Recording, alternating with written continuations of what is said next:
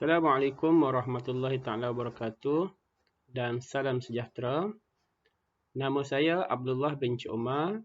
Saya merupakan pensyarah Kolej Matrikulasi Kelantan.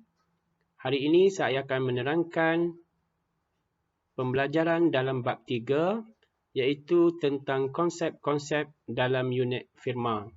Yang pertama ialah konsep pelaburan.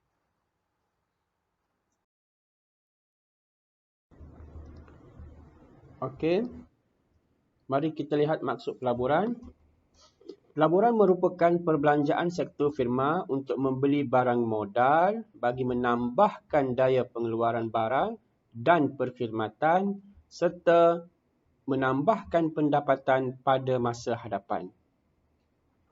Pelaburan sektor firma ini terbahagi kepada 3. Yang pertama ialah pelaburan ke atas harta tetap seperti membina ataupun membeli bangunan kilang, pejabat dan rumah kediaman. Kedua ialah perbelanjaan ke atas barang modal ataupun kelengkapan pengeluaran seperti jentera dan perkakasan untuk meningkatkan daya pengeluaran. Dan yang terakhir ialah perbelanjaan ataupun pelaburan untuk menambahkan stok atau inventory sama ada berupa bahan mentah, barang separa siap ataupun barang akhir. Pelaburan kita dapat bezakan kepada 2 iaitu pelaburan kasar dengan pelaburan bersih. Pelaburan kasar merujuk kepada perbelanjaan untuk menambahkan barang modal yang sedia ada dan perbelanjaan untuk menggantikan barang modal yang telah haus. Manakala pelaburan bersih pula ialah perbelanjaan ke atas barang modal setelah ditolak dengan perbelanjaan untuk menggantikan barang modal yang telah haus atau kita kenali sebagai susut nilai. Secara rumusnya untuk mendapatkan pelaburan bersih ialah pelaburan kasar tolak susut nilai. Seterusnya saya akan menerangkan konsep kedua dalam unit firma iaitu fungsi pelaburan.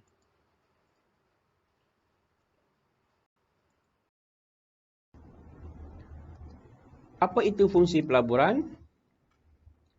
Fungsi pelaburan ialah keluk yang menunjukkan tingkat pelaburan pada pelbagai tingkat pendapatan negara. Fungsi pelaburan dapat dibezakan kepada pelaburan autonomi dan pelaburan teraruf.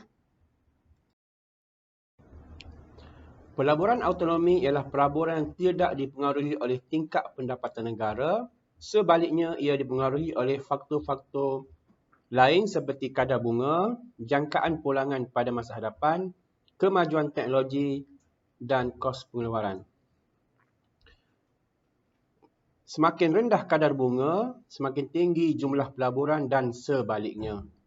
Jika pengusaha menjangkakan pulangan ke atas pelaburan adalah besar dan menguntungkan, maka jumlah pelaburan meningkat. Pelaburan juga boleh meningkat sekiranya berlaku perkembangan dalam teknologi dan penurunan dalam kos pengeluaran. Fungsi pelaburan autonomi berbentuk mendatar. Kenapa fungsi ini berbentuk mendatar? Kerana ia tidak dipengaruhi oleh pendapatan negara. Mari kita lihat huraian pada keluk. Pendapatan negara asal pada 0Y0 dan pelaburan pada 0I0. Pendapatan negara asal pada 0Y0 dan pelaburan pada 0I0. Apabila tingkat pendapatan negara meningkat dari 0Y0 ke 0Y1, meningkat dari 0Y0 ke 0Y1, dan jumlah pelaburan tetap kekal pada 0I0. Jumlah pelaburan tetap kekal pada 0I0. Manakala apabila tingkat pendapatan negara jatuh dari 0Y0 ke 0Y2, 0Y0 ke 0Y2, jumlah pelaburan tetap pada 0I0. Jumlah pelaburan tetap pada 0I0.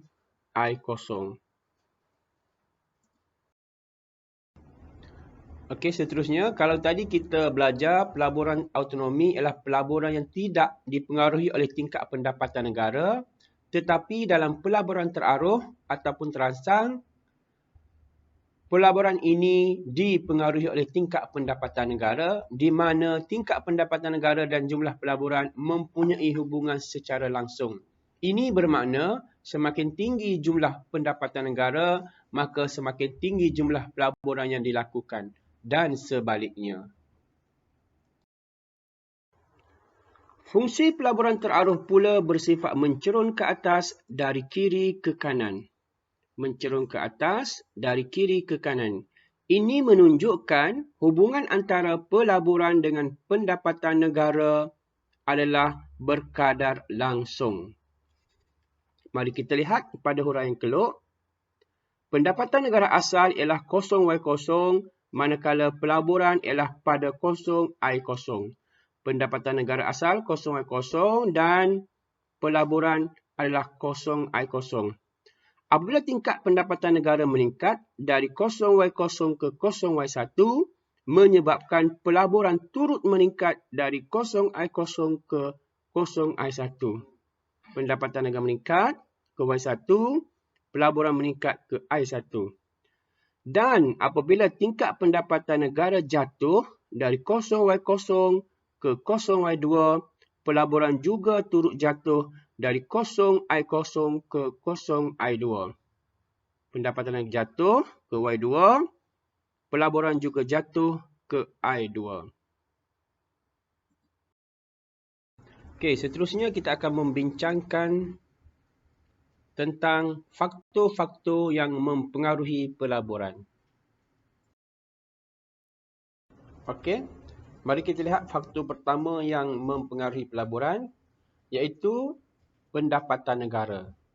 Semakin tinggi pendapatan negara, maka semakin besar jumlah pelaburan teraruh.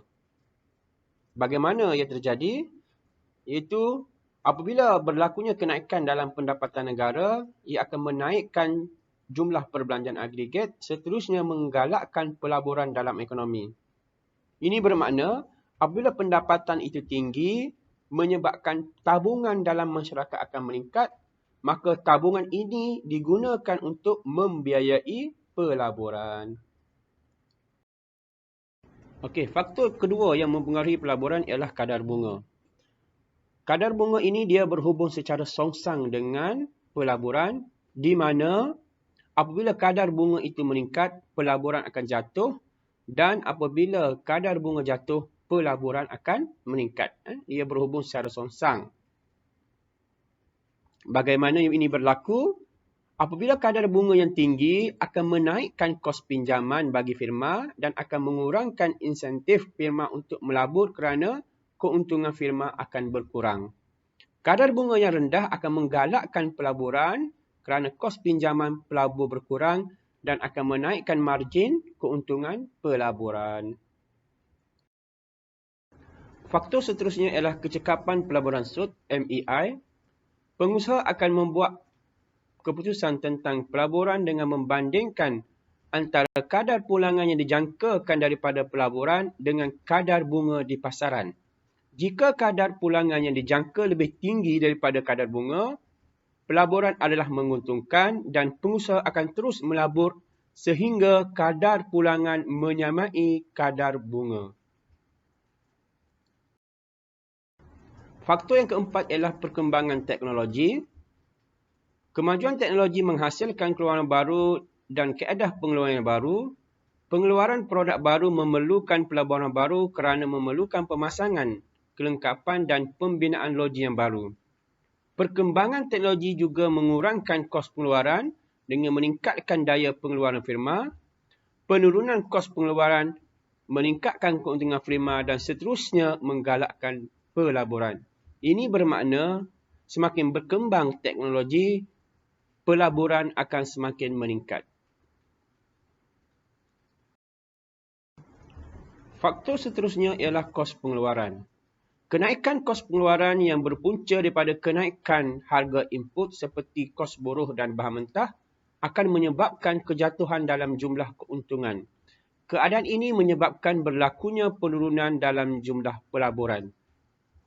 Seterusnya, sekiranya berlaku kejatuhan dalam kos pengeluaran, ia akan menaikkan keuntungan firma dan akan menggalakkan pelaburan. Secara rumusnya, apabila kos pengeluaran meningkat, maka jumlah pelaburan akan jatuh, dan apabila berlaku kejatuhan dalam kos pengeluaran, maka pelaburan akan meningkat. Faktor pelaburan seterusnya ialah jangkaan ekonomi pada masa hadapan. Para pelabur sentiasa membuat ramalan tentang ekonomi pada masa hadapan sebelum membuat pelaburan. Ini bagi mengurangkan risiko daripada persekitaran ekonomi yang sentiasa berubah-ubah. Sekiranya pelabur menjangkakan pada masa hadapan lebih optimistik, maka pelabur akan menambahkan pelaburan walaupun kadar bunga tidak berubah. Dan sebaliknya, sekiranya ia menjangkakan pada masa hadapan dengan lebih pesimistik, maka pelabur akan mengurangkan pelaburan.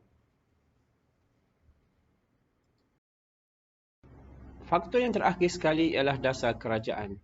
Dasar kerajaan yang menggalakkan pelaburan seperti pemberian taraf perintis, alaun pelaburan dan pengurangan cukai keuntungan korporat akan menggalakkan pelaburan tempatan dan menarik kemasukan pelabur asing.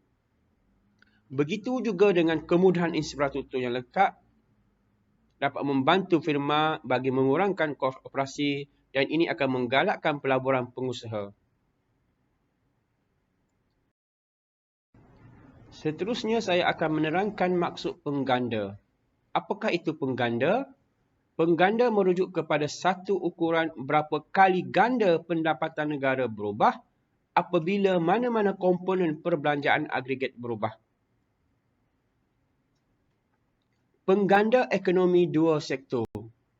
Disebabkan pelaburan mempunyai kesan yang besar ke atas ekonomi dua sektor, maka konsep pengganda dalam ekonomi dua sektor merujuk kepada pengganda pelaburan.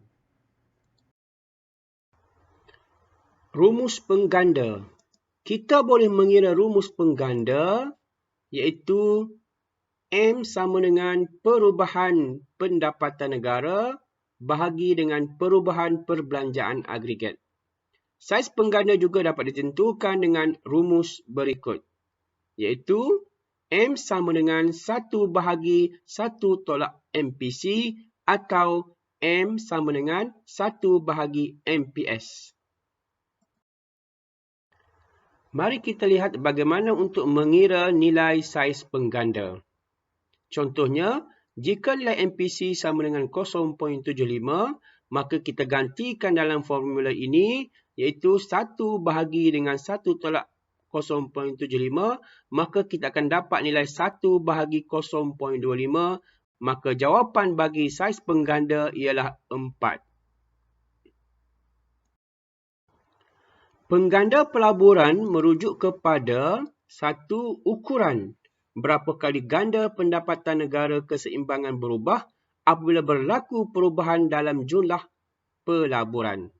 Ini bermakna jika perbelanjaan agregat seperti pelaburan bertambah sebanyak 10 juta, maka pendapatan negara akan meningkat sebanyak, kita boleh tengok kepada rumus ini ataupun nilai pengganda, iaitu kita sudah kira tadi nilai pengganda sebanyak 4, maka 4 darab dengan 10, maka pendapatan negara akan bertambah sebanyak 10 juta. Okey? Ini bermaksud apabila perbelanjaan meningkat sebanyak 10 juta, maka pendapatan negara meningkat sebanyak 40 juta. Sekian, terima kasih and good luck.